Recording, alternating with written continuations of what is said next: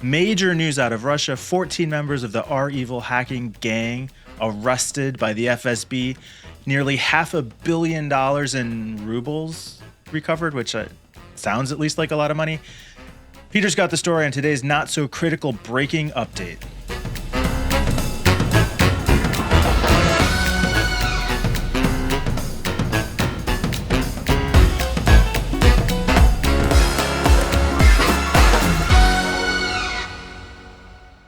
All right, hey guys. So, REvil, they've gotten arrested finally, and apparently at the request of the US government, which is a little bit surprising.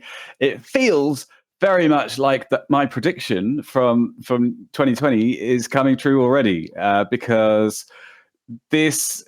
Well, there's a lot of different features, a lot of different factors going on here. There's been a kind of a counterattack on Ukraine government sites, and the REvil guys have been arrested, and it's all go. Like, it's kind of exciting. Guys, what do you think? It feels exciting. Excited. The coverage is definitely exciting. The headlines say the U.S. lauds Russian efforts, and Russia has taken down REvil hacking gang. So here's my downer side to it. John is like pumped. He's so excited. He's like, "Oh man, yeah, let's do it, yeah, man." So they arrested. I have issues with it, but go on, man. Go on, Mike. Oh, okay. Oh, no, please. I'll just say what happened, and then we can turn it over to John. The FSB arrested 14 members of the REvil hacking gang. They raided 25 locations. They recovered, like I said, nearly $500 million rubles, which ultimately turns out to be like $5.6 million, something like that, plus $1 million in other assets. This combined with what was recovered by the Department of Justice several months ago adds up to like, $12, $13, $15 million recovered. Great, cool. 16 members now arrested.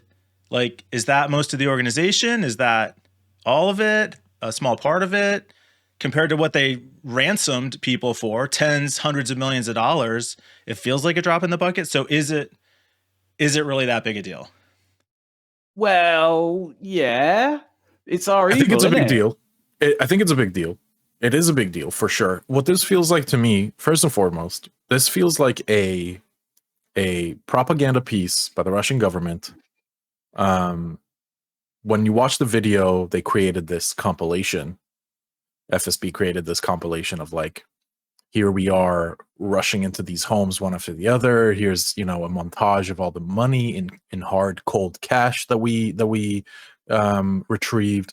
It felt very much like what some police departments in America do, which is they'll usually like take pictures with their cash. Yeah. And it's marketing.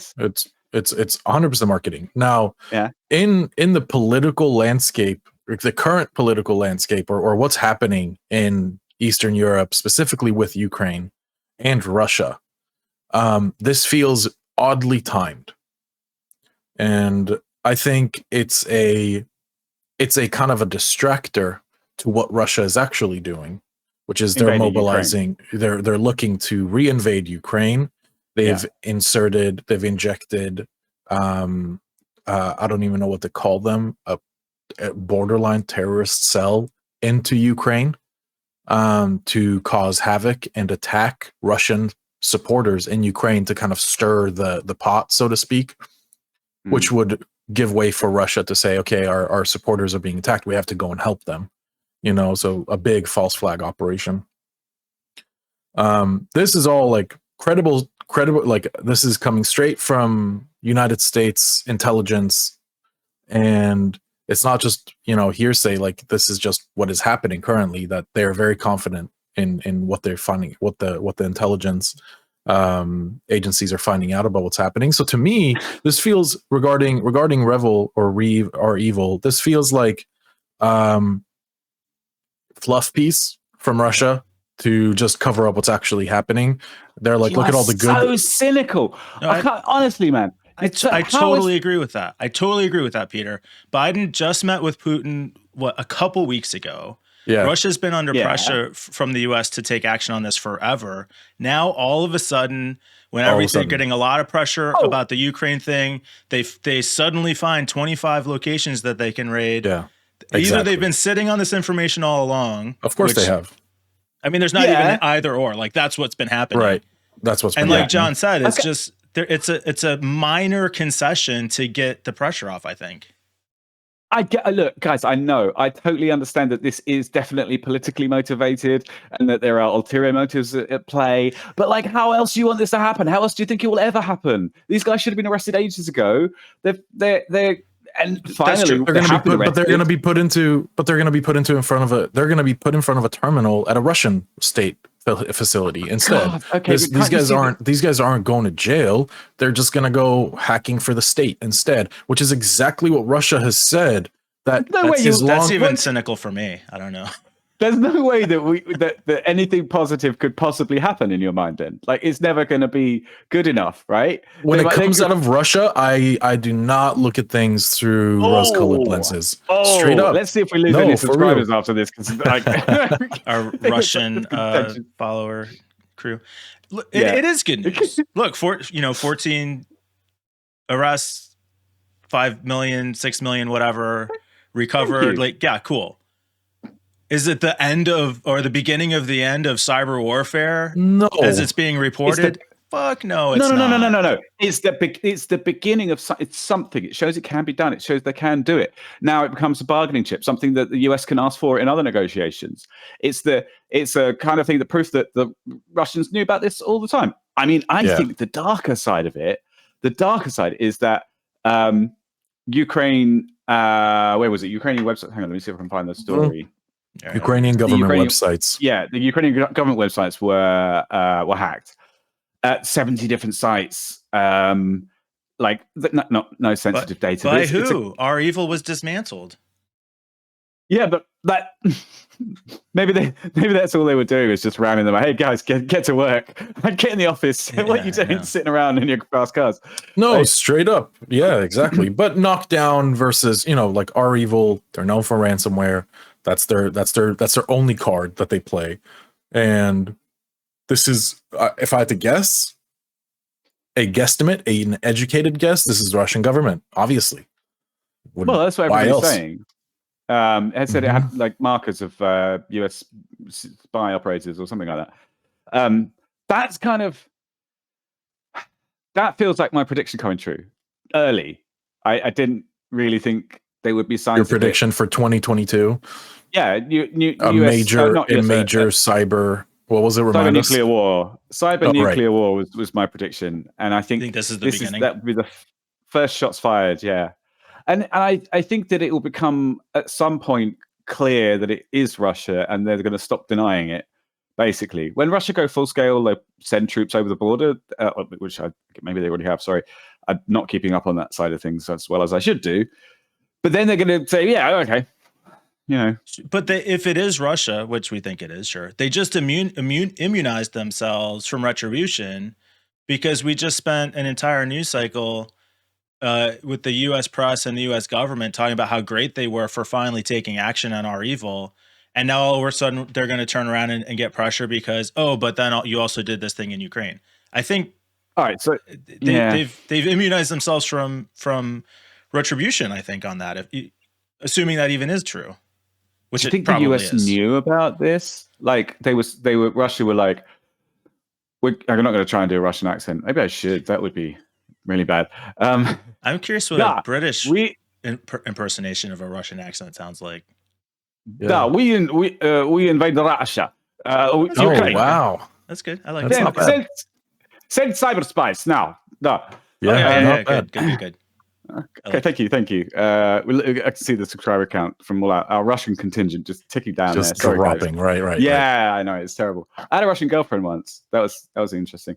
Anyway, she taught me one phrase, which was "Я не знаю ничего," which means I don't know anything. That's the only one I remember. That's really all you need to know. Nailed it. Yeah, pretty much. Anyway, so yeah, I think that. Do you think that the US knew about this? The US government were like, this is a bargaining chip because the US wanted so badly. They wanted the REvil people to be arrested so badly that they would have said, okay, all right, you go ahead and invade Ukraine and we'll just sort of like cyber invade them. And no way. Reckon? Yeah, that like in return for the REvil? That's a little no far. way. You're talking about a whole country for a group of hackers. Yeah, America has a firm supportive stance with Ukraine. I don't think that they would throw them under the bus like this. Yeah, I don't. That's even for the REvil people for political. Maybe it was like a. The collaboration side that I was curious about was in the story that we did back in November. Our friends Yaroslav and Yevgeny were arrested by the DOJ, and I was curious if the DOJ and the FSB were somehow sharing information to lead to this raid, but that seems unlikely too. I think that Russians were sitting on this. They've had it all along. They needed to take the pressure off because they're amping up they're escalating tensions in Ukraine, and they needed a goodwill chip to play. Which they did. They're getting positive press. People aren't talking about Ukraine, except for the extent to which we just, but even still, like, we're not saying like, oh my God, 70 sites in Ukraine were attacked by the Russian government. We're saying the Russian government took down REvil, and oh, by the way, this other thing also happened. Right. Yeah. I think Russia knows about any prominent black hatter in their own country. They know where they are, they know who they are. And they sit on this information. It is widely known that Russia does not care if you hack anything outside of its borders. As long as you don't hack inside the borders, then you're good. It will hack, exactly. As long as you don't hack, you can hack in Russia, just don't hack Russia, right? Don't hack Russian infrastructure, don't hack Russian businesses, etc. So all right then. Okay. So guys, what do you think is next? What's the next steps in this cyber nuclear war? Because it's happening. Like, critical infrastructure in Ukraine? Is it going to be? Maybe. Do you think the US is going to continue to put pressure on Russia to arrest more people? Well, so talk about how big a deal these 70 sites in Ukraine are, because the impact on REvil I'm highly skeptical of. Like, how big was REvil to begin with? Is taking just getting $10-15 million dollars from them that feels like a drop in the bucket of what's out there. This feels like entirely a publicity stunt to me. Same. I don't agree that on that level. I think it is genuinely a good thing that something finally has happened, but I think it's a diplomatic negotiation that probably has happened at some level, because that's how like diplomacy works a lot in governments, is that you get something and you give something. You know, the whole swapping prisoner type thing. It's all to do with ulterior motives, but something good comes out of it. It's possible that it was a trade. It's also possible, and I think more likely that it was a PR stunt on Russia's side, because they knew where they were getting so much more heat. That's still a trade. It's still there. It's one-sided, but it's one-sided. Yeah. It's a one-sided trade. I don't think that Biden's people sat down with Putin's people and were like, all right, we'll give you 15 members of REvil, and you give us an approval, a head nod that we're allowed to invade a country. Yeah. I kind of wish I read Russian now, so I could go and check the Russian media and see what it says there. So they're like, I don't know. Maybe are there arrests of any US guys? How does it play out like that? By the way, is there a sort of US like in Russia? Do the media report on US cyber criminals that are attacking Russia? Because from my point of view, it's all like foreign people, foreign malware gangs attacking the Western infrastructure. But is it the other way around? Like in China and Russia, do they have the opposite news stories about them being attacked by the US? Western hackers? Yeah. Never even thought about that. Yeah. I wonder what it's like to hear a Russian person do an impression of a British guy, of an American. Yeah. That would be interesting. Yeah, that is funny. I'm American. I spend money with my credit card. Yeah. I like McDonald's. Yeah, exactly. Go Trump. So now it's Peter doing a Russian guy doing English. Yeah.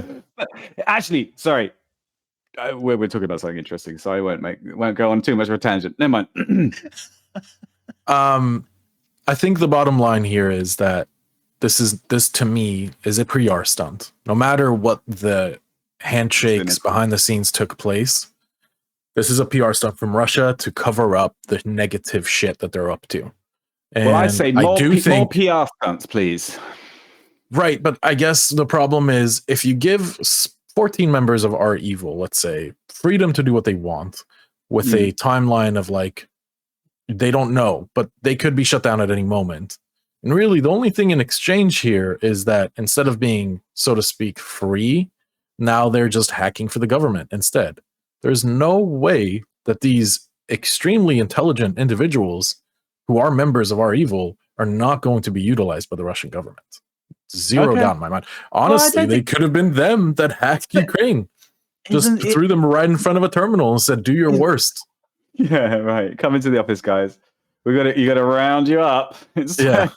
Yeah. I think, but what'll be interesting, and maybe go toward answer your question, Peter, or even the premise that this is the beginning of the cyber nuclear war, is what happens not with REvil or those arrests, but what happens with the hacks of these 70 sites of websites, the Ukrainian government. Is it followed up by another attack? Is it followed up by an invasion, expansion of the presence in Ukraine by Russia? If it's just kind of dies off after that and we go back to a simmering point, then, maybe not. But if there are follow-up attacks and tension does escalate because of those attacks, I think nothing to do with REvil, that's where we could start getting into that catalyzing event for a cyber nuclear war. Yeah, and you know what? My hard prediction is, I'll put money on this if you like, it's going to escalate. I think it just makes no sense for them not to escalate it. It's easy to do, and it risks basically nothing. There's no dead soldiers. There's no resources expended. There's nothing. There's just, the worst that can happen is that the hacks don't work, and that's not, on a scale. That's some of them are always going to succeed. So some critical infrastructure is going to be compromised, and then Russia is going to hold Ukraine to ransom. And at the beginning, it's going to be, oh, well, no, we don't know. It could be anybody. And then they'll be like, okay, we did it. We hacked you. And then, then it'll be war. It's an interesting dynamic because Ukraine are, as John said, U.S. is committed to protecting Ukraine. Russia is taking credit for these arrests. So if the attack on Ukraine is retaliation for the arrests that Russia did, why are they attacking Ukraine? So say, okay, it's the Russian government. What's the? By the way, I do have one Russian friend who watches this. So sorry, Alexei. I apologize. Just remembered who our viewer anyway. was. Yeah. Sorry, buddy. But please, I welcome you to take the piss out of my horrible British accent. Bring it on. Well, he could possibly answer the question in our comments about, do they get stories about Western hackers attacking Russia? That would be an interesting perspective to hear. I know a couple of Russian guys too who could feasibly be listening to the show, but I don't know. I could ask my ex, maybe. Yeah, but that escalation of the attacks in Ukraine, like, it's a weird dynamic. So, like, how would that play out? Russia made the arrests. Those attacks in Ukraine are positioned as retribution for the arrests in Russia, but Ukraine is not Russia and doesn't share Russia's interest. Yeah. Like, if anything, the attack in the Ukraine helps Russia, is not retribution against Russia. So then the US does or doesn't get involved. Where does it go from there? It's kind of perplexing. To me, I agree. I agree with Peter on the prediction of things are going to escalate, but I actually think it will escalate to physical confrontations. I think lives will be lost. And because sorry, I didn't mean to say that wasn't the case. I agree. That's going to be part of it. Yeah. I'm focusing on the cyber. Well, I wouldn't go there. War. That's the prediction. I don't think any nukes are going to go off. I think I think what Peter meant by cyber nuclear war was a digital nuke, so to speak, shutting down a whole country's infrastructure, no internet. It's bus going to lines be stop running, things like that. I think actually at some point, and just to get serious for a second, I think there will be lives lost as a result of a digital attack, a cyber attack, because it's going to be the equivalent of letting off a nuclear bomb somewhere, and What happens when a power grid shuts down? Yeah, what happens when there's chains. no internet, no gas, no heating, hospitals? Exactly. There's going to be side effects, which can be horrible. So how does attacking Ukraine trigger that? You've got to I don't know. There needs to be a bigger event. I don't think you attack, like, Ukraine's an interesting case because it's kind of a proxy war between the US and Russia, right? So, but does attacking Ukraine force America to escalate this proxy war to a global cyber nuclear war? I don't see that connection. I think that the attacks on Ukraine are going to be they're like dipping their toe into the water. They're just kind of like, what happens if we do this? If we give up a bunch of REvil guys and then we hack Ukraine, how is the US going to react? Yeah, they're also attacking government sites, not infrastructure sites. Like if they were taking down power grids, if they were taking down telecommunications systems. It's a step. It's a step. It's a flex, is what it is. It's saying this is how easily we knock this down. And we're going to knock everything else down. I don't think it's a test. It's to see how the US is going to react, or how the Ukraine's allies are going to react. Like, how far? And then the next step will be a little bit more. It will be like, accidentally, I don't know, taking something offline properly, or like a DDoS attack, and then it's going to go up and up, and they're going to see how far they can go without any kind of reaction. And then when they step over the line, they'll be like, "Oh, we're sorry. Oops." Yeah. And you were reluctant to do it the first time. Now you're like, "Oh, I know." Now it's just pouring it out. Yeah. It's my inner Russian. I do apologize to any Russians actually watching this. I do not mean any offense, and I do welcome similar mockery. So I know there's plenty to be had. Yeah, we'll see what happens with the. I mean, we should see pretty quickly if it escalates tensions, specifically between the U.S. and Russia, or the Ukraine and. I mean, it will almost certainly between Ukraine and Russia, but the political side will be interesting to watch. The technological side, I think, is going to be driven by the political side, so definitely something to keep an eye on. Yeah. All right, watch your space. We'll be back next week with the latest on this ongoing and escalating cyber attack, and I'm going to win a pizza from get my prediction right. And that's all that counts, really. That's all that matters. If a cyber nuclear war starts. No. I shouldn't make light. If I'm actually right, that's going to be fucking horrible. And that's horrible. Tragic. Keep the pizza.